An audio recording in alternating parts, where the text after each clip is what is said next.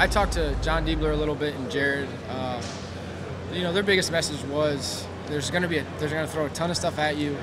You're not really going to know exactly what you're supposed to do. So just go at it. You know, be confident whatever it is and enjoy it.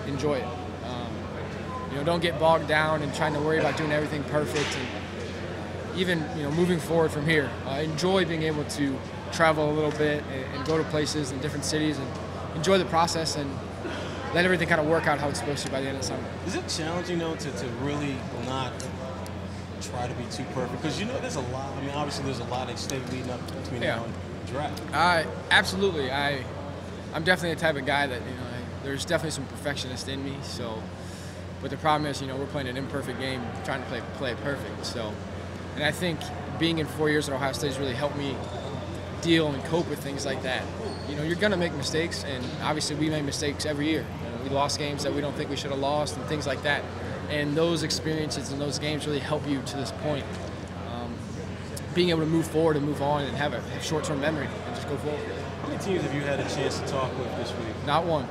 Really? Not one. Not one. Do you have any scheduled today? I don't, unless I go back in the hotel and have a paper under my door. I don't think so. Surprised? A little bit, but it's all good to me. It's okay with me. I'm all right. Players are always looking. I had 16 and they didn't count one. Players are always looking for some added motivation, chip on the shoulder. Would that be one of the things going forward that might just find its place on the right shoulder?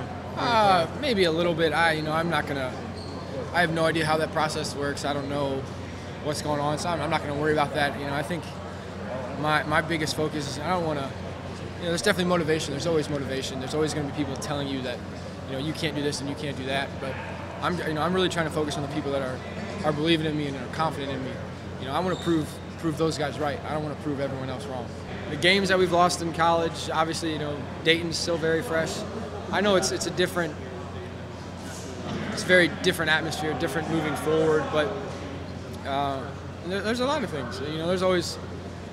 It's very easy to find someone that's telling you can't do something if you need some quick motivation. But I don't want to rely on things outside of myself to get me motivated. I love to play this game, and I want to continue to do it as long as I can. So that's my biggest motivation. Is I want to be one of the hardest workers out there, and I want to live up to that.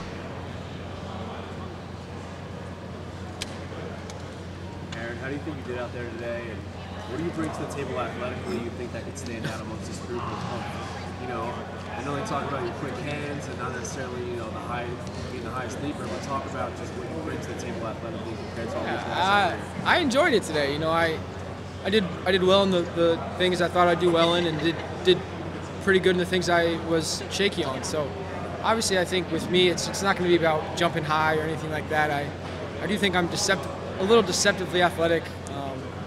But obviously my feet in the quick drills and things like that, and my hands, those are things that have carried me to this point, and I think will continue to carry me.